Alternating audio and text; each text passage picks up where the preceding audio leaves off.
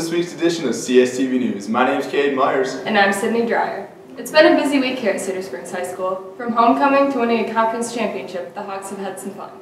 Let's send it over to Courtney Pye with our 60-second World News. This is Courtney Pye with World News in 60 seconds. In Marysville, Washington, community members are grieving due to a school shooting that killed 2 people, one being the shooter, and critically injuring 4 other students. Shooter Jalen Freiberg was named Homecoming Prince the week before the shooting and was said to be popular by many.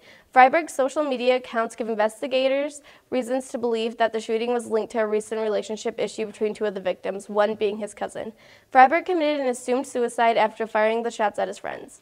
A body was found on South Korean passenger ferry that sunk over 6 months ago on April 16th. The ferry sunk off the coast of South Korea. At least 295 people were killed in the accident. This is the first body that's been found in 102 days.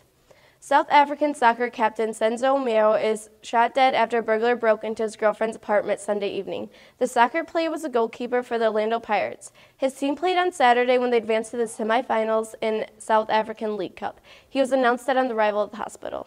This has been Courtney Pye in World News in 60 seconds. Thank you, Courtney. In today's society, cyberbullying is a big topic and issue. Let's send it over for a special news segment on cyberbullying. My opinion on social media is it's good. It's a good way to stay connected with friends. It's fun to share, and I love Instagram and those types of things just as much as everyone else.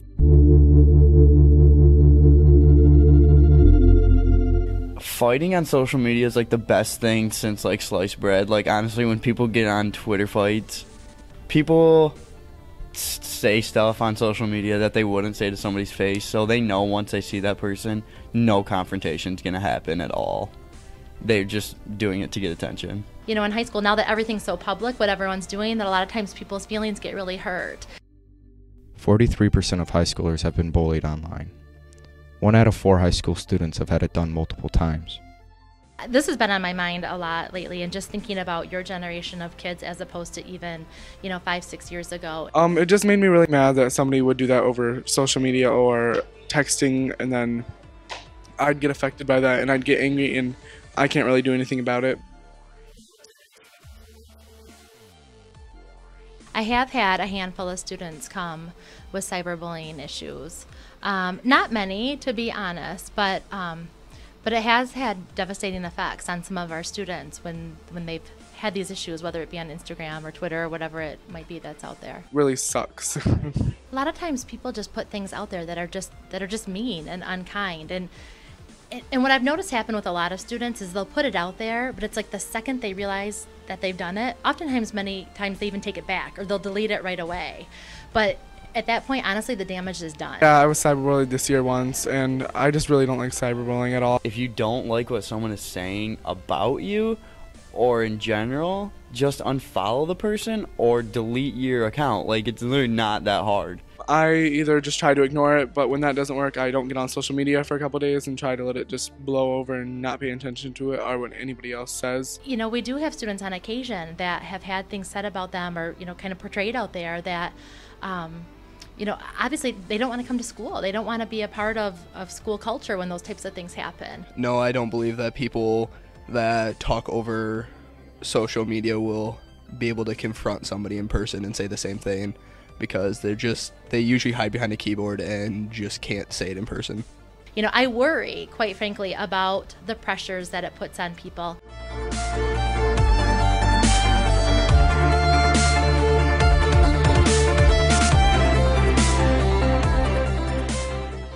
There's a lot of research that actually says that it's the bystander that has the most effect on bullying, because, it doesn't matter, honestly, if you're 16 or if you're 46. There's always going to be a bully in your life. There's always going to be someone who, does something that's unkind. And so I hope that we're, helping students here to be students who will be thoughtful of their own character, be thoughtful about how they're presenting themselves, but also, be understanding and patient with others too. Yes, I went to the office, which is what everyone should do.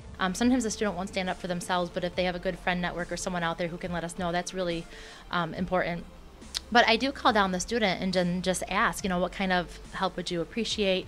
I always encourage them to have the person come down and, get it worked out. 99% of the time when you get the person down and you get the two people talking, it usually just some sort of misunderstanding or someone had their feelings hurt or, something like that has occurred. And, when they actually get into the same room with each other, they usually are just fine with each other and they can move past it. We always yell at each other because that person I don't believe they're a good person. Really learn who are my good friends and who is best for me to hang out with, but then also, really try not to get their feelings hurt by what they see online either, because even when it's positive things, sometimes that can equally be hurtful too. Depending on the website, blocking them or just unfriending them or doing whatever you have to on that website is probably the easiest way to get out of it. But even just getting off the website, you don't need to have the website, but it's also unfair that somebody would be able to bully you off a website that you're on. I block them on every social media. Putting something out there publicly for everyone to see can be devastating.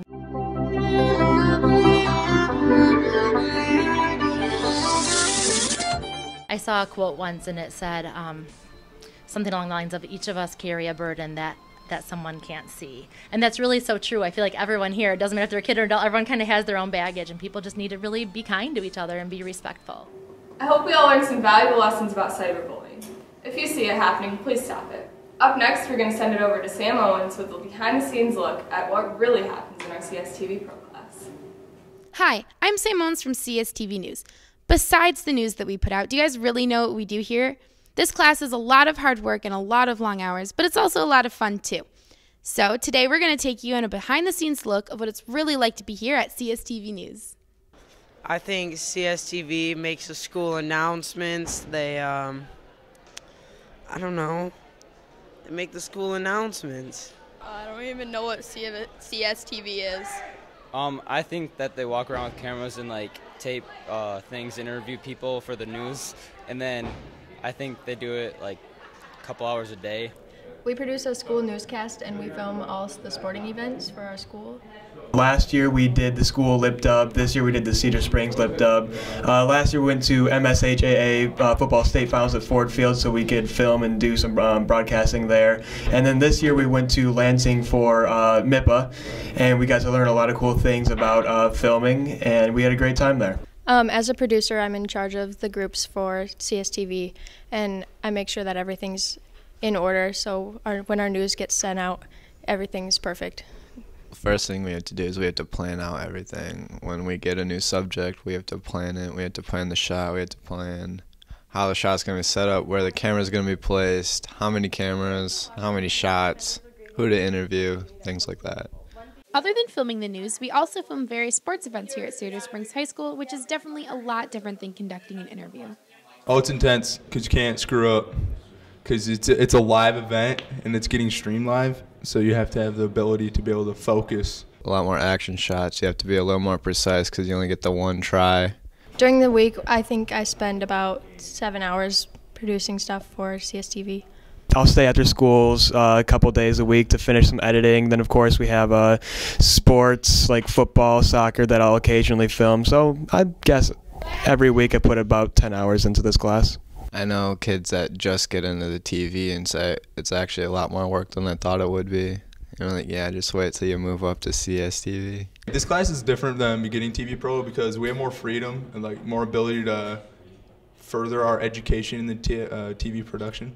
It's a lot of hard work, but in the end, you're working with great people, you're making wonderful friends, and when you put out a wonderful product, you feel great afterwards, and it's just a really fun class. I tell them to go for it because it's a good way to bond with your fellow classmates. My favorite part about this class is all the people in here. It's a diverse group. We all feed off each other really well and have great ideas, and it's just fun. One thing that it really does teach me, since I'm the director here, is working with people and being a leader, and I think those are great qualities to have after high school and finding a career. Yes, this class is a lot of hard work, and you'll want to pull your hair out at times and probably smash your face in the keyboard when you've been here 3 hours after school and you're still editing and none of your group members are talking to you because you're just going a little bit crazy. But it's also a lot of fun too. Take a look at some of our funnest moments. I don't know what's going on. Yeah, see? Oh God, yes. OG, Bobby, Cam.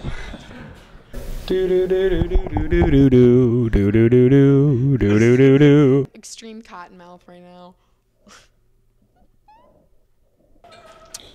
I woke up in a new Bugatti. You look like a... I know, it's because I'm not good on camera. Just stop. Focus. Watch. Just eat an almond. Baby got back. If you come to this class ready to learn and work hard, this can help you with pretty much anything you decide to go to in the future. For all of you that are in Beginning TV Pro right now, we look forward to seeing you here in the studio next year. This has been Sam Owens with CSTV News. Now back to you guys. Thank you, Sam, for that intriguing news segment. It's been a busy week for the Red Hawks in sports. Now let's send it over to Alex Tannis for our latest update.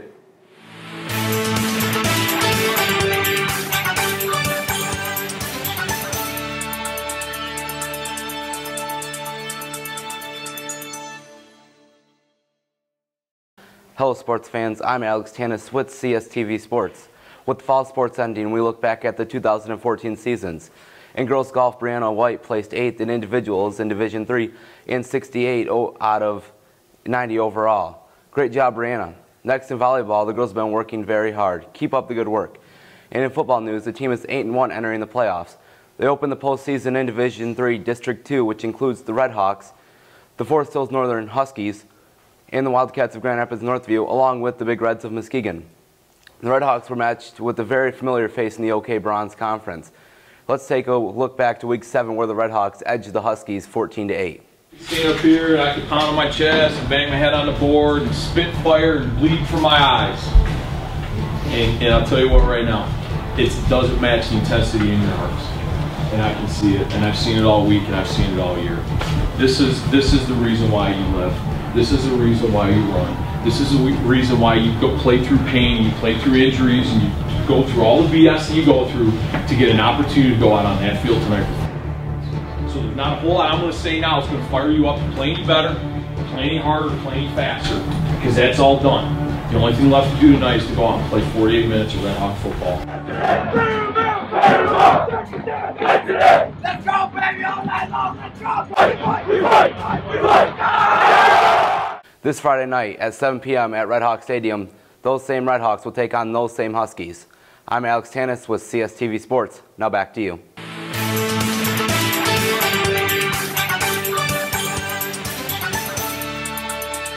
Thank you, Alex, and good luck to all of our Red Hawks this week. That's a wrap on this week's news segment. I'm Caden Myers. And I'm Sydney Dreyer. And it's a great day to be a Red Hawk.